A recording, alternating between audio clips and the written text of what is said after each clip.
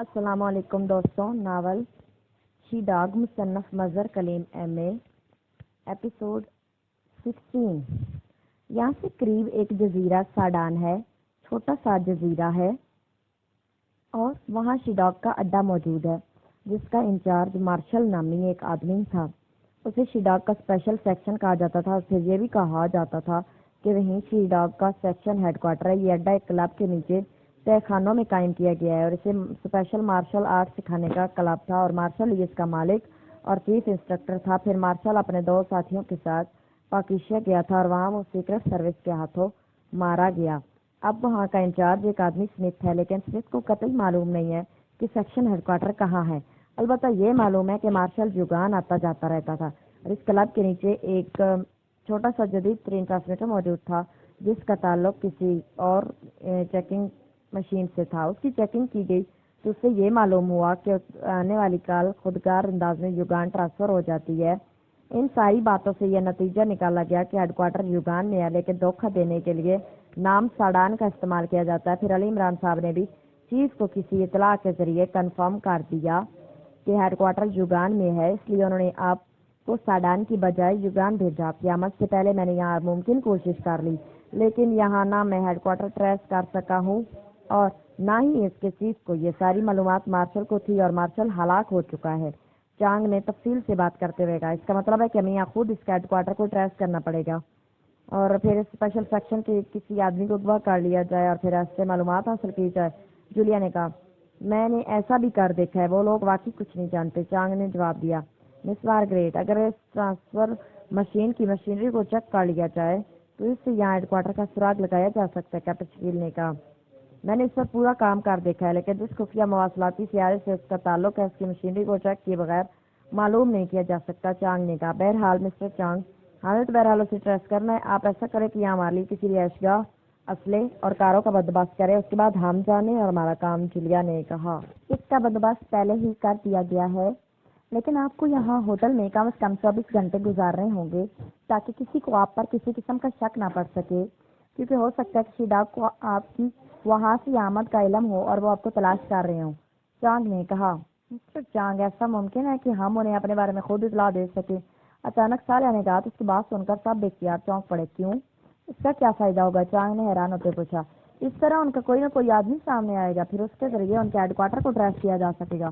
صالحہ نے جواب دیا. ویری گڈ، واقعی یہ قابل عمل آئیڈیا ہے. جولیا نے تحسین بھرے لہجے میں کہا. صالحہ کا چہرہ بے اختیار کھل اٹھا.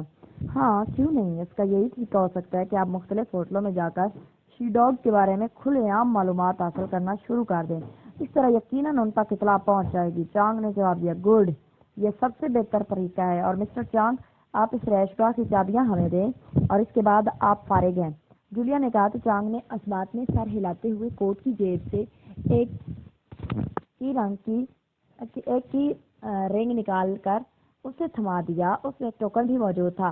یہاں کی سب سے بڑی آبادی کراس کالونی ہے، کوٹھی نمبر 12. اس کوٹھی میں اسلحہ اور کاریں موجود ہیں. میں بھی یہاں موجود رہوں گا. میں آپ کو چابی دے دوں گا اور پھر جیسے آپ مرضی آپ مجھ سے فون پر رابطہ کر سکتی ہیں. پھر اس نے چابی دی اور ساتھ ہی اپنا فون نمبر بھی بتا دیا. اوکے، اب آپ جا سکتے ہیں. جولیا نے کہا. اور چانگ اٹھا اور اسے سلام کیا، پھر بیرونی دروازے کی طرف موڑ گیا. اس کے اٹھتے ہی صفدر بھی اٹھا. پھر چانگ کے باہر جانے کے بعد اس نے دروازہ بند کیا، واپس آ کر کرسی پر بیٹھ گیا. صالحہ کی بات درست ہے. اس سے صالحہ صفدر کے ساتھ یہاں پوچھ گچھ کرے گی، جبکہ کیپٹن شکیل اور تنویر دونوں ان کی نگرانی کریں گے اور اپنے طور پر یہاں معلومات حاصل کرنے کی کوشش کریں گے. جولیا نے کہا. آپ اکیلے کیا کریں گی؟ صفدر نے کہا. میں کسی چھوٹے ملک کی ایجنٹ بن کر ایٹمی اسلحے کے بارے میں یہاں معلومات حاصل کروں گی، کیونکہ شی ڈاگ ایٹمی اسلحے کو ہی ڈیل کرتی ہے. جولیا نے کہا. اوہ، یہ شی ڈاگ کے بارے میں معلومات حاصل کرنے سے زیادہ بہتر ہے. کیا ہم بھی ایٹمی اسلحے کے ڈیلر بن کر کام کریں؟ اس طرح زیادہ آسانی سے کام ہو جائے گا. صفدر نے کہا. لیکن کام کا آغاز کہاں سے کیا جائے؟ جولیا نے کہا. یہاں معلومات فروخت کرنے والی کوئی نہ کوئی پارٹی ضرور ہوگی. اگر اس کا پتہ چل جائے تو زیادہ آسانی ہو سکتی ہے. کیپٹن شکیل نے کہا. میرا خیال ہے کہ کسی ویٹر سے بات کی جائے. صفدر نے کہا. جولیا نے اس بات میں سارے لا دیا. میں کوشش کرتا ہوں. آپ لوگ اس رہائش گاہ پر پہنچے، میں وہاں پہنچاؤں گا. کیپٹن شکیل نے کہا اور اٹھ کھڑا ہوا. میں بھی آپ کے ساتھ چلتی ہوں، صالحہ نے کہا اور کیپٹن شکیل نے اس بات میں سر ہلا دیا. پھر جولیا نے بھی اس کے پروگرام کی تائید کر دی اور وہ سب اٹھ کھڑے ہوئے۔ ٹیکسی کا رخ در حکومت کی ایک تیز شاہراہ پر خاصی تیز رفتاری سے ہو رہا تھا۔ ٹیکسی کی اگلی سیٹ پر عمران اور جوانا بیٹھ رہے تھے۔ پھر ایک جگہ ان کی ٹیکسی مڑی، سائڈ پر دوڑتی ہوئی ایک رہائشی کالونی میں داخل ہو گئی۔ تھوڑی دیر بعد ٹیکسی ایک متوسط درجے کی کوٹھی کے گیٹ کے سامنے جا کر روک گئی۔ عمران اور جوانا نیچے اترے۔ جوانا نے میز دیکھ کر کرایہ ادا کیا اور ٹیکسی ڈرائیور سلام کر کے ٹیکسی کو آگے بڑھا کر لے گیا تو عمران نے آگے بڑھ کر کال بیل کا بٹن پریس کر دیا۔ کون؟ ضبط فون سے ایک مردانہ آواز سنائی دی۔ جی میں آپ نے زیلف کا نام سنا ہے؟ پاکستان سے بول رہا ہوں، عمران نے اپنی اصل آواز میں کہا۔ کچھ دیر تک خاموشی تاری رہی، پھر ڈور فون کی مائک سے ایک اور آواز سنائی دی۔ کون ہے گیٹ پر؟ بولنے والے کے لہجے میں حیرت تھی۔ عمران یہ آواز سنتے پہچان گیا کہ یہ فارن ایجنٹ زیلف بول رہا ہے۔ پرنس آف ڈھامس، عمران نے کہا۔ او ہو، آپ ایک منٹ، میں خود آ رہا۔ دوسری طرف سے بخلائے ہوئے لہجے میں کہا گیا اور اس کے ساتھ ہی ڈور فون آف ہو گیا۔ عمران بے اختیار مسکرا دیا۔ تھوڑی دیر بعد کوٹھی کا چھوٹا سا پھاٹک کھلا اور ایک نوجوان باہر آ گیا، لیکن باہر آتی ہوئی اکلک اس طرح چونک پڑا جیسے اسے الیکٹرک شاک لگاؤ۔ میں عمران ہوں زیلف، عمران نے اصل آواز میں کہا تو زیلف بے اختیار اچھل پڑا۔ او تو یہ آپ ہے، میں سمجھا کہ میرے ساتھ ڈاج ہو گیا ہے۔ آئیے اندر آئیے، زیلف نے ایک طرف ہٹتے ہوئے کہا اور عمران کو اندر آنے کا اشارہ کر دیا۔ اس کے ساتھ ہی زیلف نے پھاٹک بند کیا، پھر وہ لے کر ڈرائنگ روم میں گیا۔ آپ کیا پینا پسند کریں گے؟ زیلف نے کہا۔ کچھ نہیں، ہمیں اس طرح اچانک آنا پڑا جس کے لیے معذرت خواہ ہوں، لیکن تم سے کچھ معلومات حاصل کرنی تھی، عمران نے سنجیدہ لہجے میں کہا۔ فرمائیے، زیلف نے بھی سنجیدہ ہوتے ہوئے کہا۔ وہ اب سامنے کرسی پر بیٹھ گیا تھا۔ چیف نے مجھے بتایا تھا کہ تم نے انہیں رپورٹ دیتے ہوئے بتایا کہ تم نے لارجنٹ کے بارے میں معلومات اس کی پرسنل سیکرٹری سے حاصل کی تھی، کیا یہ درست ہے؟ عمران نے کہا۔ جی ہاں، آپ سے کیا چھپانا، وہ میری سیکرٹری ہے، زیلف نے مسکراتے ہوئے کہا۔ اچھا، کیا تم نے بات بتا دی؟ اس طرح کم از کم تمہاری گرل فرینڈ کی زندگی بات جائے گی۔ اب اس کا نام بتا دو اور وہ کہاں رہتی ہے اور کس وقت اس سے ملاقات ہو سکتی ہے، یہ سب تفصیل سے بتا دو، عمران نے کہا۔ کیا مطلب، کیا آپ اس سے ملنا چاہتے ہیں؟ لیکن کیوں؟ زیلف نے حیران ہو کر کہا۔ چیف نے لاج کو ہلاک کر دینے کا آرڈر دیا ہے اور جماعی آمد اس سلسلے میں ہے۔ اس نے ضروری کوشش کی تھی کہ لاجنٹ سے ملاقات ہو سکے، لیکن ایسا نہیں ہوا اور اس کے محل پر براہ راست حملہ اس لیے نہیں کیا جا سکتا کہ اس کا لامحالہ وہاں انتہائی سخت حفاظتی انتظامات ہوں گے، اس لیے اس کی پرسنل سیکرٹری سے ہمیں ایسی معلومات مل سکتی ہیں کہ جن کی مدد سے اسے پکڑا جا سکے، عمران نے کہا۔ وہ وہاں سے ایک روز چھٹی کرتی ہیں، چھٹی سنڈے کو ہوتی ہے اور ابھی سنڈے میں 4 روز باقی ہے، ورنہ وہ تو مستقل وہیں رہتی ہیں۔ پہلے بھی میں نے اسے سنڈے کے دن ہی بلوا کر اس سے پوچھ گچھ کی تھی، زیلف نے کہا۔ کیا تم اس سے فوری ملاقات کا بندوبست نہیں کر سکتے؟ عمران نے کہا۔ نہیں عمران صاحب، وہ تمام کالیں ٹیپ ہوتی ہیں، بلکہ سنی بھی جاتی ہیں اور معمولی سی شک پر آدمی غائب ہو جاتا ہے، زیلف نے کہا۔ بہرحال کوئی نہ کوئی ایمرجنسی تو ہو سکتی ہے، اور پھر تمہارے بارے میں تو وہ لوگ جانتے بھی ہوں گے، عمران نے کہا۔ ایک منٹ، ہاں ایک کام ہو سکتا ہے، مارجولی کی بڑی بہن اگر چاہے تو ہو سکتا ہے، کیونکہ مارجولی کی بڑی بہن مارتھا کسی زمانے میں لارجنٹ کی عورت رہ چکی ہے اور اب بھی لارجنٹ اس کا خرچہ برداشت کرتا ہے، لیکن عملی طور پر وہ اسے چھوڑ چکا ہے کیونکہ مارتھا ایک ایکسیڈنٹ میں ٹانگوں سے محروم ہو چکی ہے، زیلف نے کہا۔ تو عمران نے اس بات میں سر ہلا دیا۔ کہاں رہتی ہے؟ عمران نے پوچھا۔ اسکاٹ پلازا کے فلیٹ نمبر 28 چھٹی منزل میں، زیلف نے کہا۔ کیا وہ وہاں اکیلی رہتی ہے؟ عمران نے پوچھا۔ جی ہاں، وہ ویل چیئر پر رہتی ہے، زیلف نے جواب دیا۔ اوکے، کیا تم اپنی میری بات وہاں تک پہنچا سکتے ہیں؟ عمران نے اٹھ کے کہا۔ میں آپ کو مستقل طور پر بتا دیتا ہوں، زیلف نے بھی کہا۔ کار کے ساتھ ہی کسی رہائشی گاہ کا بندوبست بھی کر دو تو زیادہ بہتر ہے، عمران نے کہا۔ او ٹھیک ہے، اس کالونی میں ایک خالی کوٹھی موجود ہے، یہ میری ملکیت ہے، اس میں کرایہ دار رہتے تھے جو پچھلے ہفتے چھوڑ گئے ہیں، ابھی تک کوئی مناسب کرایہ دار نہیں ملے۔ آئیے، زیلف نے کہا۔ یہ سوچ بھی مناسب کرایہ دار، یہ سوچ لو کہ اگر ہم نے مناسب کرایہ ادا نہ کر سکے تو پھر، عمران نے کہا تو زیلف بے اختیار ہنس پڑا۔ ایک دوسرے کے پیچھے چلتے ہوئے کوٹھی سے باہر آگے، باہر آتے ہی زیلف آگے بڑھا اور کئی کوٹھیاں عبور کرنے کے بعد وہ ایک سائڈ روڈ پر مڑ گئے۔ کچھ دیر بعد وہ ایک متوسط انداز کی کوٹھی کے گیٹ پر پہنچ گیا۔ زیلف نے جیب سے چابی نکال کر اس کا تالا کھولا، پھر وہ اندر آ گئے۔ یہاں کار تو موجود نہ ہوگی؟ عمران نے اندر داخل ہوتے ہوئے کہا۔ نہیں، کار کا البتہ میں بندوبست کر دیتا ہوں، زیلف نے کہا۔ پھر کوٹھی کے اندر ایک کمرے میں موجود فون کا ریسیور اٹھایا اور تیزی سے نمبر ڈائل کرنے شروع کر دیے۔ یس کارپوریشن، رابطہ قائم ہوتی، ایک مردانہ آواز سنائی دی۔ زیلف نے اسے इस कोठी का नंबर बताकर वहां एक नई कार भेजने का ऑर्डर दिया, रिसीवर रख दिया। कार अभी तक पहुंच जाएगी थोड़ी देर तक। जेल्फ ने रिसीवर रख के देखा और इमरान ने इस बात में सारे ला दिया। फिर वाकई तकरीबन निस घंटे बाद नए मॉडल की कार पहुंच गई। जेल्फ ने कागजात पर दस्तखत किए और कार लेकर आने वाले को वापस भिजवा दिया।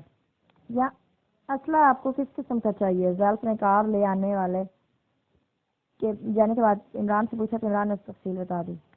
मैं एक खास आदमी को कॉल करके मंगवा देता हूँ, जेल्फ लेकर। और एक बार फिर उसने फोन का रिसीवर उठा लिया और नंबर डायल करने शुरू कर दिए। फिर राब्ता कायम होने पर किसी को उसने असला मुहैया करके रिसीवर रख दिया।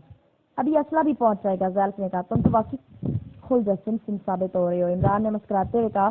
तो जेल्फ बेख्तियार हंस पड़ा। ऐसी कोई बात नहीं, आपने अब तक कोई ऐसी फरमाइश नहीं की जो रूटीन से हट कर हो। बाकी असला और कारें वगैरह हमारे लिए रूटीन से हैसियत रखती हैं। जेल्फ ने हंसते हुए कहा। जवाना को तो फरमाइश करते हुए डर लगता है, इमरान ने कहा। तो जवाना बेख्तियार चौंक पड़ा जबकि साथ बैठा हुआ जेल्फ मुस्कुरा दिया। क्या मतलब? मैं समझा नहीं आपकी बात, जेल्फ ने हैरत भरे लहजे में कहा। जवाना की नजरों में खुजली होती रहती है और इसे उंगलियों की खुजली दूर करने के लिए इंसा गर्दनें चाहिए, वो गर्दन लड़की की हो या मर्द की। अब तुम सोच सकते हो कि ये रूटीन से हटकर फरमाइश कैसे की जा सकती है। मुझे तो लाश ही मिल सकती है ऐसी, इमरान ने कहा। तो जेल्फ बेख्तियार खिलखिला कर हंस पड़ा। निस्फ घंटे बाद कॉल बेल बाजी तो जेल्फ उठकर फाटक की तरफ चल पड़ा। थोड़ी देर बाद वो वापस आया। उसके हाथ में एक स्याह रंग का बैग था। लीजिए, इसमें आपका मतलूबा असला मौजूद है, जेल्फ ने जवाब दिया और बैग एक साइड पर रख दिया। ओके बेहद शुक्रिया, अब तुम आराम कर सकते हो, इमरान ने कहा। और जेल्फ सर हिलाता हुआ उठा और सलाम करके बैरूनी गेट की तरफ बढ़ गया। इमरान ने बैग खोला और उसमें से मशीन पिस्टल निकालकर उसने अपनी जेब में डाला और एक मशीन पिस्टल उसने जवाना की तरफ बढ़ा दिया। उसके अलावा इस बैग में बेहोश कर देने वाली गैस का एक पिस्टल भी मौजूद था, वो भी इमरान ने उठाकर अपनी जेब में डाल लिया। थोड़ी देर बाद वो दोनों कार में बैठे इस कॉलोनी से निकलकर स्कॉट प्लाजा वाली रोड की तरफ बढ़े चले जा रहे थे। ड्राइविंग सीट पर इमरान खुद था जबकि जवाना साइड सीट पर बैठा हुआ था। स्कॉट प्लाजा 8 मंजिला इमारत थी। इमरान ने कार पार्किंग में रोकी, फिर दोनों लिफ्ट के जरिए छठी मंजिल पर पहुंच गए। फ्लैट नंबर 28 का दरवाजा बंद था जबकि दरवाजे के साथ कार्ड पर मार्था का नंबर लिखा हुआ था। इस प्लाजे के तमाम फ्लैट लग्जरी और साउंड प्रूफ थे। इमरान ने कॉल बेल का बटन प्रेस कर दिया। कौन है? डोर फोन ने एक निस्वानी आवाज सुनाई दी। बेहद सख्त था। मेरा नाम माइकल है और मेरे साथी का नाम जॉनसन। हमें लॉर्ड लार्जेंट ने भेजा है, इमरान ने कहा। ओ ठहरो, दूसरी तरफ से हैरत भरे लहजे में कहा गया। और चंद लम्हों बाद दरवाजा खुला तो इमरान ने एक लड़की को व्हील चेयर पर बैठे हुए देखा। उसकी टांगों पर कंबल था। आ जाइए, लड़की ने दरवाजा खोलकर व्हील चेयर को साइड पर करते हुए कहा। तो इमरान और उसके पीछे जवाना अंदर दाखिल हो गए। जवाना ने अंदर दाखिल होते ही दरवाजा खोला तो व्हील चेयर चलाती हुई उन्हें एक सजे हुए कमरे में ले गई। आप आइए, आप बताएं क्यों भेजा है उसने तुम्हें? वैसे बड़े तवील अरसे के बाद उसने किसी को भेजा है, वरना तो उसने मुझ से एक लिहाज से लिंक ही खत्म कर दिया था। लड़की ने जिसका नाम मार्था था उसने मुसलसल बोलते हुए कहा। शायद तन्हाई में रहने की वजह से उसे बोलने का मौका ना मिला था, इसलिए जैसे ही उसे मौका मिला उसने मुसलसल बोलना शुरू कर दिया था।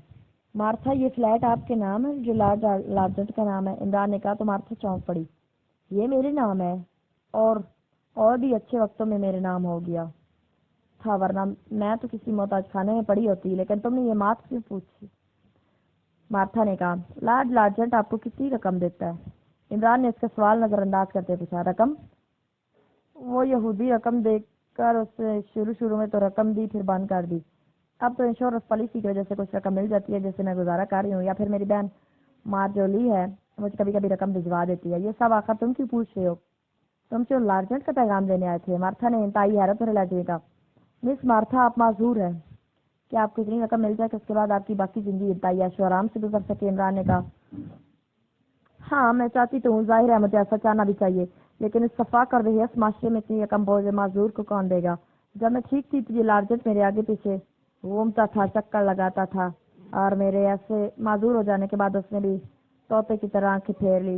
लेकिन तुम क्यों पूछ रहे हो? मुझे रकम मिल सकती है, लेकिन क्यों और कैसे, कहाँ से? मार्था ने एक बार फिर मुसलसल रो देने वाले लहजे में कहा, अगर तुम्हें 2 लाख कार्बन मार्कअप का नकद मिल जाए तब। इमरान ने मुस्कुराते हुए कहा, 10 लाख कार्बन मार्कअप का नकद मिल जाए तब। इमरान ने मुस्कुराते हुए कहा, 10 लाख कार्बन मार्कअप? ओहो, ये तो खासी बड़ी रकम है। इससे मैं बैंक में जमा करवा दूं तो उसका मुनाफा ये इतना बन जाएगा कि मेरी बाकी जिंदगी आराम से गुजर जाएगी। लेकिन इतनी बड़ी रकम मुझे क्यों दी जाएगी? इसके लिए मुझे क्या करना होगा? मार्था ने तैयारत भरे राज्य में कहा, फिर मेरी बात गौर से सुन लो और अच्छी तरह सोच समझ कर फैसला करना कि जो जवाब दो वो दुरुस्त हो। तुम माजूर हो और मैं नहीं चाहता कि तुम्हारे साथ कोई ज्यादती हो, वरना ये दोस्त बगैर बगैर मुआवजा दिए भी ये काम तुमसे करवाया जा सकता है। हमारा ताल्लुक क्रीमिया की एक सरकारी एजेंसी से है। लॉर्ड लार्जन जो बजाय होटल बिजनेस करता है, उसका ताल्लुक दरअसल एक बैन अवी मुजरम तंजीम शीडॉग से है। लॉर्ड लार्जेंट इस शीडॉग का सुपर चीफ है और शीडॉग क्रीमिया को एटमी असला फराम करती है। इस शीडॉग के खात्मे का मिशन हमारे जिम्मे लगाया गया है, लेकिन इस शीडॉग का हेडक्वार्टर किसी तरह ट्रेस नहीं किया जा सकता। इसका आखिरी हाल यही है कि लॉर्ड लार्जेंट को पकड़ें और फिर उसके हेडक्वार्टर के बारे में मालूमात फराम की जाएं। लेकिन लॉर्ड लार्जेंट अपने महल में महदूद रहता है और इस महल में उसने जदीद साइंसी इंतजाम किए हुए होंगे। इस हिफाजती इंतजाम की वजह से हम बराह रास्त उसके महल में दाखिल नहीं हो सकते।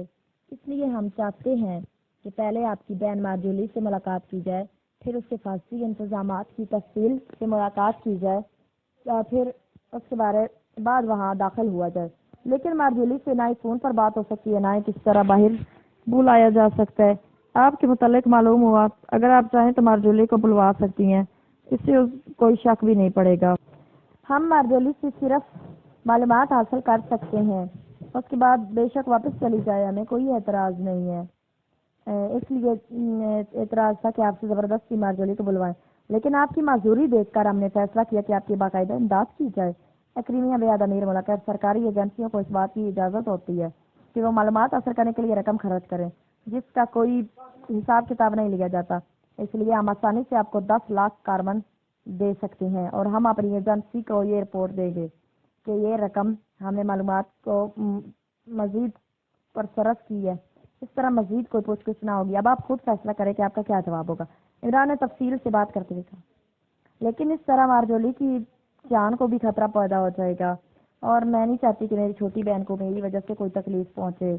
मार्था ने कहा, हम आपको हलफ देते हैं कि मार्जोली को कोई नुकसान नहीं पहुंचेगा। हम उसे वापस भिजवा देंगे और उसके बाद हम उन मालूमात को अपने दूसरे सेक्शन को ट्रांसफर करेंगे। वो सेक्शन उन मालूमात की बिना पर कार्रवाई करेगा। अलबत्ता ये बात है कि ना ही आपका नाम दरमियान में आएगा और ना ही मार्जोली का। इमरान ने कहा, न जाने क्या बात है, मुझे तुम्हारी बात पर यकीन आ रहा है, लेकिन मार्जोली को कैसे बुलवाया जाए, क्या कहकर बुलवाया जाए? आप उसे फोन करके अपनी तबीयत की खराबी का कहें और उसे फौरन पहुंचने का कहें। इससे किसी को शक भी नहीं पड़ेगा और फिर 1 घंटे बाद वो वापस जाकर काम भी कर सकती है। उसने आपकी देखभाल की और तब आपकी तबीयत संभल गई तो वो वापस चली गई। इमरान ने कहा, ठीक है, निकाले रकम। मार्था ने कहा, जॉनसन, मार्था को 10 लाख कार्बन मार्कअप दे दो। इमरान ने जोआना से कहा तो उसने सराते हुए कोट की अंदरूनी जेब से मकामी करेंसी के बड़े नोटों की एक बंडल निकाला और मार्था की तरफ बढ़ा दिया। मार्था ने बंडल लिया, फिर व्हील चेयर को तेजी से ड्राइंग रूम से निकलकर दूसरे कमरे की तरफ गई। शायद वो रकम को सेफ में महफूज करने गई थी। थोड़ी देर बाद मार्था वापस आ गई। मैं इस रकम को महफूज करने गई थी, आपने महसूस तो नहीं किया? मार्था ने कदर शर्मिंदा से लहजे में कहा, ऐसी कोई बात नहीं, ये रकम आपकी है, लेकिन आप मार्जोली को यहाँ बुलवाएं ताकि अपना काम करके वापस जा सके हम। इमरान ने कहा तो मार्था ने हाथ बढ़ाकर मेज पर पड़े हुए फोन का रिसीवर उठाया और नंबर प्रेस करने शुरू कर दिया।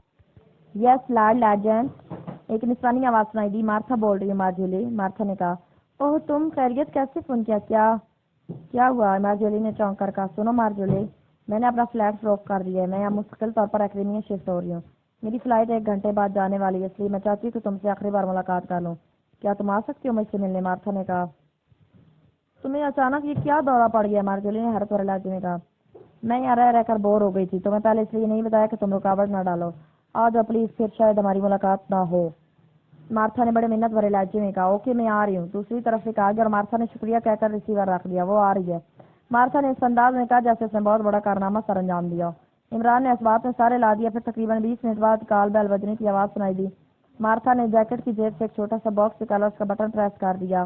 कौन है? मार्था ने कहा। मार्जोली। बॉक्स में से मार्जोली की आवाज़ सुनाई दी। अच्छा।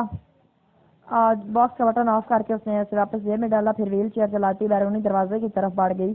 फिर दरवाज़ा खुलने और मार्जोली और मार्था के दरमियान हेलो हाय की आवाज़ें सुनाई दी। चंद लम्हे बाद मार्था व्हील चेयर पर चलाती हुई ड्राइंग रूम में दाखिल हुई तो एक नौजवान और खूबसूरत लड़की अंदर दाखिल हुई।